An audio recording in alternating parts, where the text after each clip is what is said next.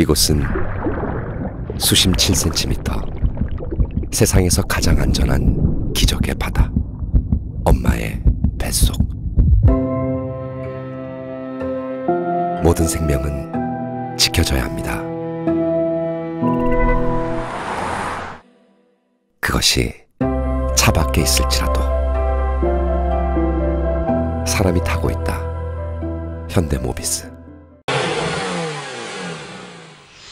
4차 산업혁명 시대를 맞이하면서 자율주행차에 대한 기대가 큰데요. 한국형사정책연구원도 자율주행차 안전정책 발전 방안을 논의하기 위해 추계과학수사 국제학술대회를 개최했습니다. 국제학술대회는 대검찰청 국가디지털 포렌식센터 2층에서 열렸는데요. 자세한 내용 현장에서 알아보겠습니다. 세계적 산업 동향에 맞춰 출범한 한국의 4차 산업혁명을 리드하는 정부 정책이 자율주행 자동차 산업을 가파르게 이끌어가고 있는데요.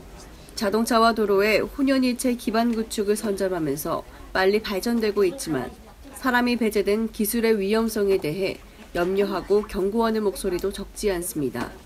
이를 위해 1989년 4월부터 우리나라 형사정책 선진화를 이끌어온 한국형사정책연구원이 운전자가 없기 때문에 사람의 판단력과 의지가 필요 없는 자율주행 자동차에 대한 선제적 법률 방향 제시에 나섰습니다.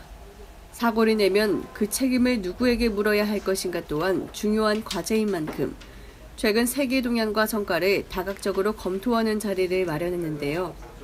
국내외 학계 저명한 인사들이 참석한 4차 산업혁명 시대 자율주행차 안전정책이라는 대주제의 국제학술대회는 김진환 한국형사정책연구원장 개회사로 개최됐습니다. 과학수사의 눈부신 발전과 함께 상상했던 일이 현실이 되면서 현재의 기술이 빠르게 발전할 것이라고 생각되는 만큼 상대적으로 사고 발생 시 불분명한 책임 소재 문제를 고려해야 한다고 했습니다.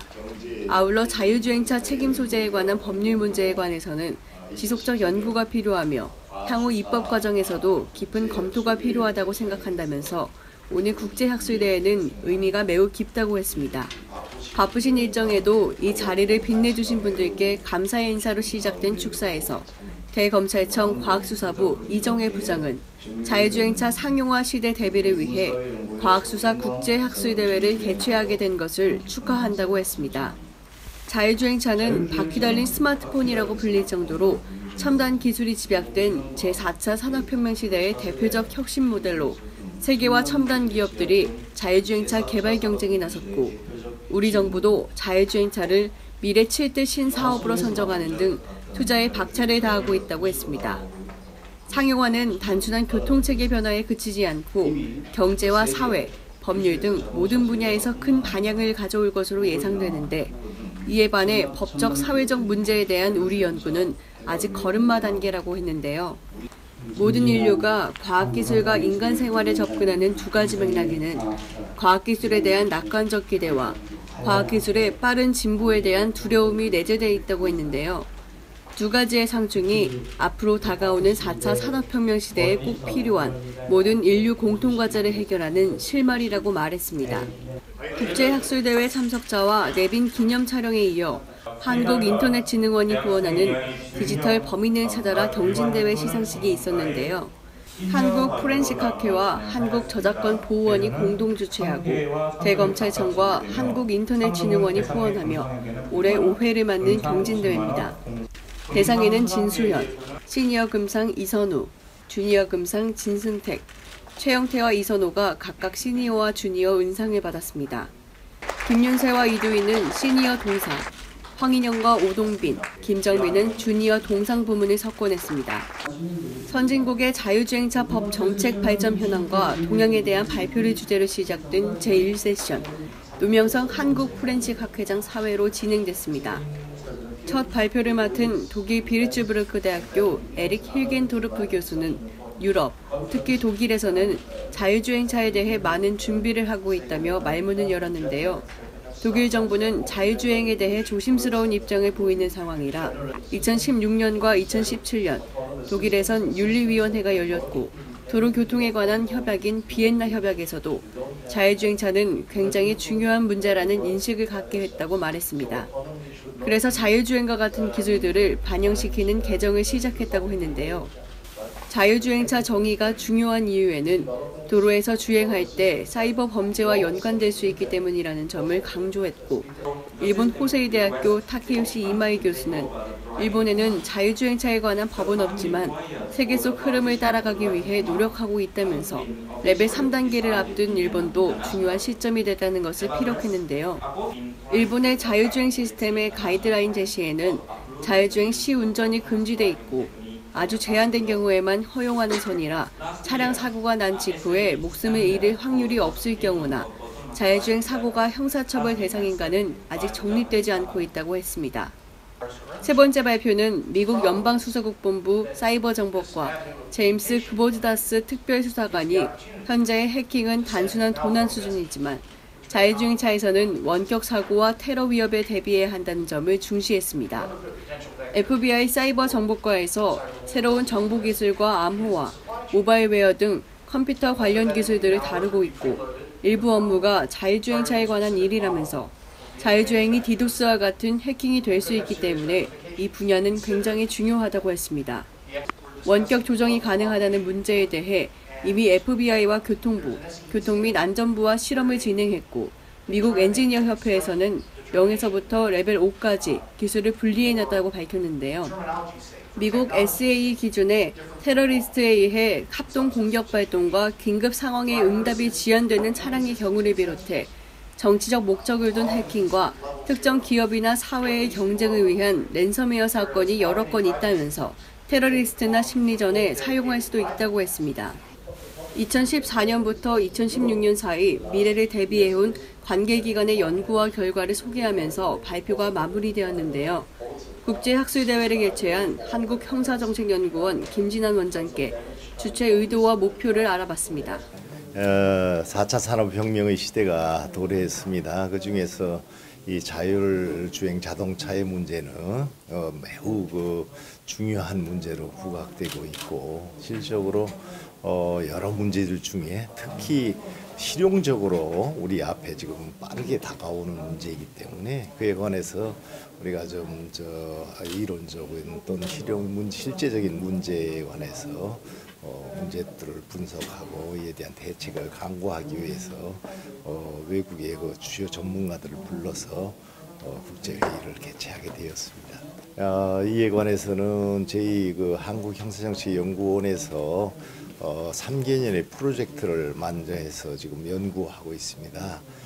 대검찰청, 경찰청, 기타 관련 학회와 같이 연구를 진행해가지고 이 자율주행 자동차에서 발생하는 긍정적인 문제, 우리 산업 발전에 도움이 주는 측면 외에도 또 테러에 대한 대비 여러 가지 해킹에 대한 여러 가지 부정적인 문제들을 최소한 우리나라 자동차 발전 도움과 안전한 교통수단을 위한 대책 마련의 기틀이 시작됐다고 했는데요.